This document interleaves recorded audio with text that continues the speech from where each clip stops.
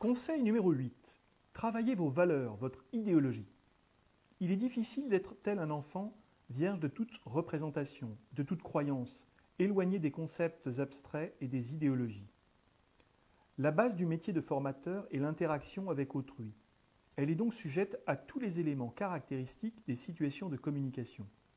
Mais elle revêt en plus un caractère explicite de changement chez l'autre, qu'il soit d'accroissement d'un savoir, d'acquisition d'une pratique ou de découverte sur soi-même.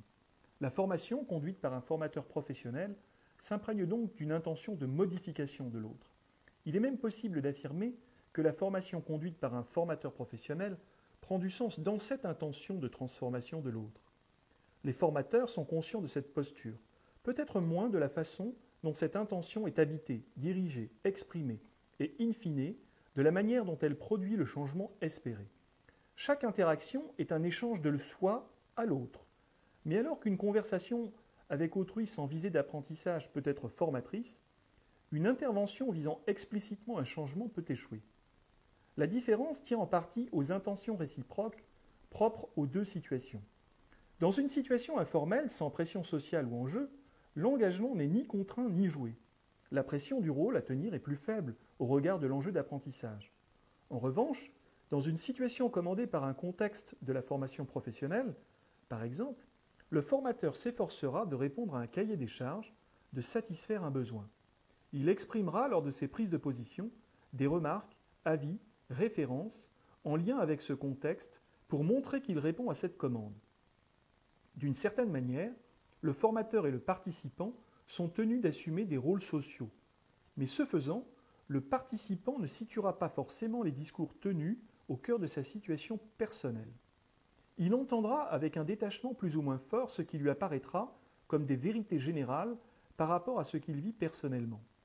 À la différence d'une conversation ou d'un débat informel, où le participant s'exprime pour lui-même et met en jeu ses croyances, ses valeurs, sa façon de ressentir, ce qui permet de les confronter au regard de l'autre et de les faire évoluer. C'est pourquoi, pour avoir une chance de toucher l'intérêt des participants et leur donner envie de se questionner, les formateurs doivent au préalable se dépouiller du poids de leur statut et de leur désir de transmettre un savoir. En effet, plus l'ego et plus les techniques pédagogiques du formateur occupent de la place, moins le participant a la liberté d'exprimer son questionnement. Adopter une posture laissant de la place à l'autre pour s'exprimer véritablement, créer un cadre bienveillant autorisant les doutes et les questions et protégeant du jugement mal dosé est un art difficile. Il ne suffit pas d'annoncer des règles du jeu, de poser un contrat pédagogique ou de feindre l'écoute, ce qui est aisé de faire pour un formateur rompu aux techniques de la communication. Il s'agit de se dépouiller d'un rôle ou d'un ego trop fort pour être disponible à l'autre, renoncer à la toute-puissance du statut et du savoir pour se rendre compte qu'il n'est pas si facile pour l'autre de changer quelque chose en lui. Pour réussir cela, il est possible de postuler de la nécessité d'un travail sur l'éthique du formateur. Celui-ci peut prendre de nombreuses formes de réflexion sur soi et ses pratiques. Il est ici proposé une forme de questionnement systématique que le formateur peut s'appliquer à lui-même. Voici les questions. Qu'est-ce que je cherche à satisfaire en exerçant le métier de formateur ? Comment me mettre à l'écoute des besoins et envies des participants ? Quelle est la part de mes idéologies et de mes croyances qui m'aident dans la formation ? Et quelle est celle qui limite l'intérêt des apprenants ?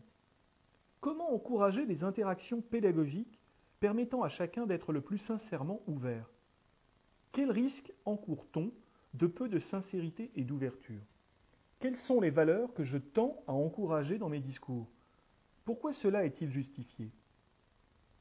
Lorsque le formateur fait une mise au point sur ses croyances, son statut, son rôle, son ego et ses représentations, il peut devenir simplement une personne utile aux autres.